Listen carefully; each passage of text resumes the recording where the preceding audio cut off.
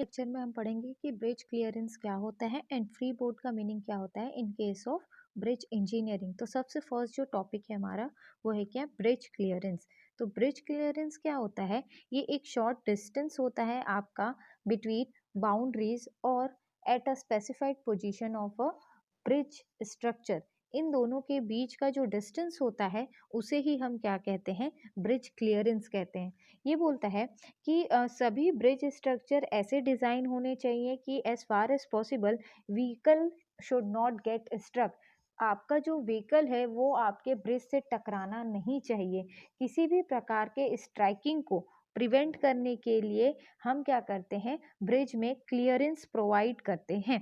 अब ये बोलता है कि जो आपका क्लियरेंस होता है, ब्रिज क्लियरेंस, वो दो प्रकार का होता है। पहला हॉरिजॉन्टल क्लियरेंस होता है और सेकंड जो होता है वो होता है आपका वर्टिकल क्लियरेंस। तो हॉरिजॉन्टल क्लियरेंस क्या होता है? ये एक क्लियर डिस्टेंस होता है या फिर बोल सकते हो विड्थ होता है इन आपके हॉरिजॉन्टल डायरेक्शन। और जो वर्टिकल क्लियरेंस होता है, ये आपका वर्टिकल क्लियरेंस होता है clear distance between of height. ये हाइट के बारे में आपको बताएगा, वो आपका वर्टिकल क्लियरेंस होगा। और जो विड्थ के बारे में आपको वैल्यू देगा वो होगा आपका हॉरिजॉन्टल क्लियरेंस। ये बोलता है ये जो हॉरिजॉन्टल एंड वर्टिकल क्लियरेंस है, ये अवेलेबल होता है for the passage of vehicular traffic. Vehicular traffic को आराम से आपका मूव कर सके विदाउट स्ट्रकिंग और स्ट्राइकिंग ईच अदर। आप क्या करते हैं, इस एक्स्ट्रा स्पेसिंग प्रोवाइड करते हैं, उसे ही हम क्या कहते हैं, क्लियरेंस कहते हैं। अगर कोई ब्रिज कंस्ट्रक्ट किया गया है हॉरिजॉन्टल कर्व पे with super elevated road surface, तो जो हॉरिजॉन्टल क्लियरेंस होगा that should be increased on the side of the inner curve.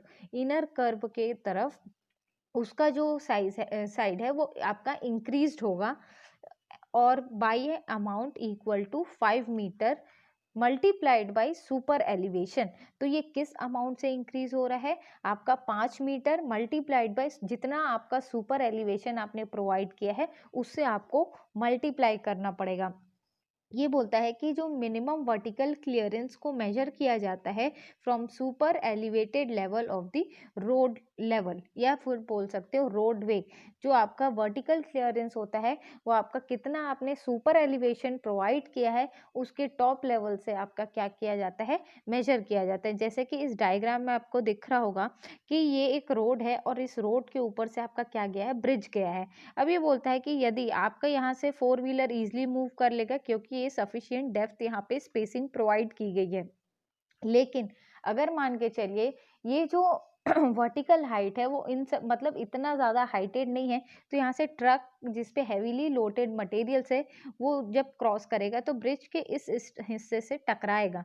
तो इसको अवॉइड करने के लिए हमको उस पर्टिकुलर रोड में ये चेक करना है कि मैक्सिमम कौन से प्रकार के व्हीकल्स इस ब्रिज के नीचे से क्रॉस करते हैं। उस अकॉर्डिंग हमको क्या करना पड़ेगा, इस ब्रिज का जो वर्टिकल हाइट है वो देना पड़ेगा। सिमिलर वे में आपका जो विड्थ होता है या बोल सकते हो हॉरिजॉन्टल क्लियरेंस, वो भी हम उसके कि रोड का वहाँ पे ब्रिज का जो विड्थ है वो कितना है और किस प्रकार की ट्रैफिक उसके ऊपर से मूव करती है, उसके हिसाब से आप क्या करेंगे, आपका हॉरिजॉन्टल क्लियरेंस को प्रोवाइड करेंगे। तो ये होता है आपका क्या, क्लियरेंस। बुक में आपको एक डायग्राम दिया होगा जिसमें आपको कंपोनेंट पार्ट्स शो किया है।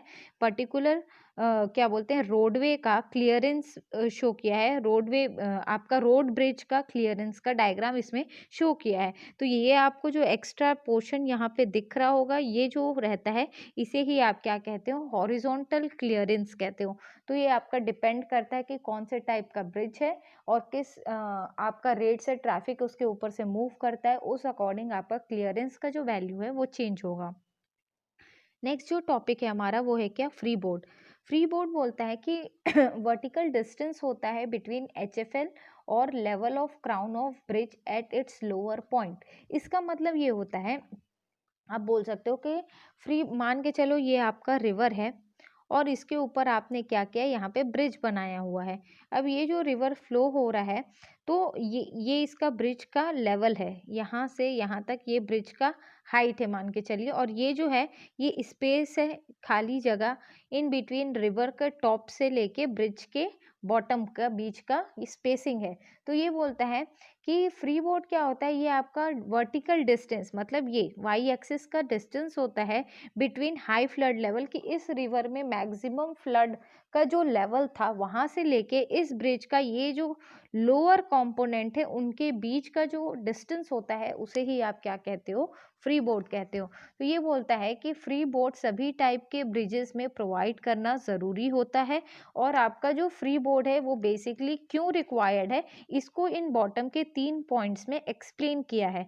सबसे फर्स्ट पॉइंट में ये बोलता है कि फ्री बोर्ड अलाउ करता है डेब्रीज को फ्लो होने के लिए।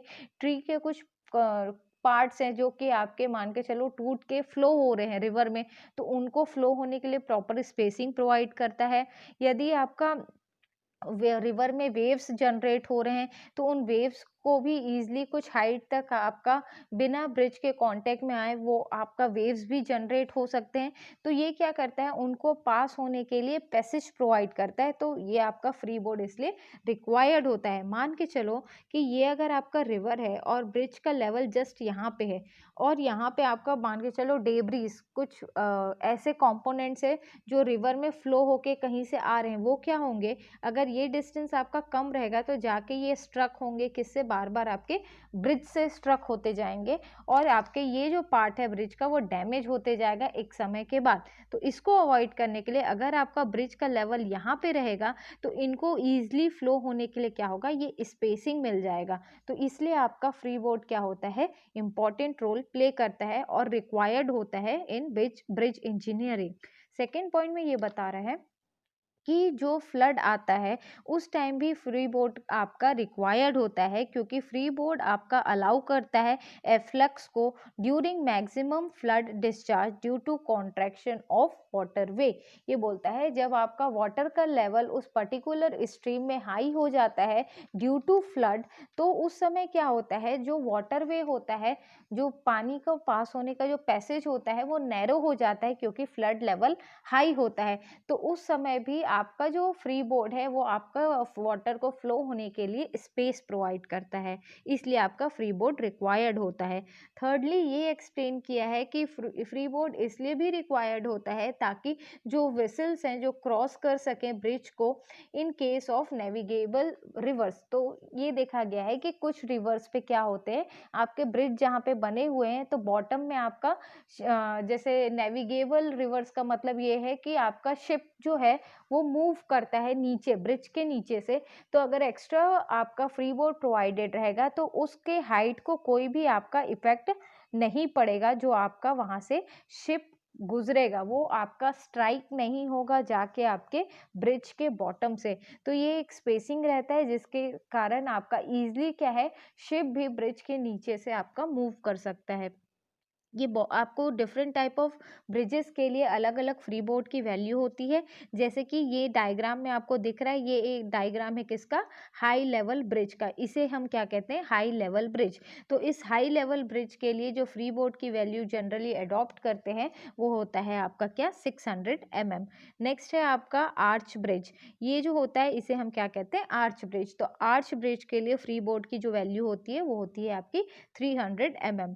नेक्स्ट है आपका क्या, गर्डर ब्रिजेस। इस प्रकार के ब्रिजेस को हम क्या कहते हैं, गर्डर ब्रिजेस कहते हैं। इसका जो फ्री बोर्ड का वैल्यू है उसका वैल्यू रेंज करता है इन बिटवीन 600 टू 900 mm के बीच में। नेक्स्ट है आपका क्या, नेविगेशनल स्ट्रीम। नेविगेशनल स्ट्रीम का मतलब ये है कि यहाँ से आपका शिप भी जा सकता है और ऊपर से आपका व्हीकल्स भी मूव हो सकते हैं। तो इसके लिए जो फ्री बोर्ड की वैल्यू रहती है वो काफ़ी ज़्यादा रहती है, दैट इज़ 2400 टू 3000 mm का फ्री बोर्ड हम क्या कर सकते हैं, प्रोवाइड कर सकते हैं। तो ये होता है आपका ब्रिज क्लियरेंस और ब्रिज का फ्री बोर्ड। Thank you.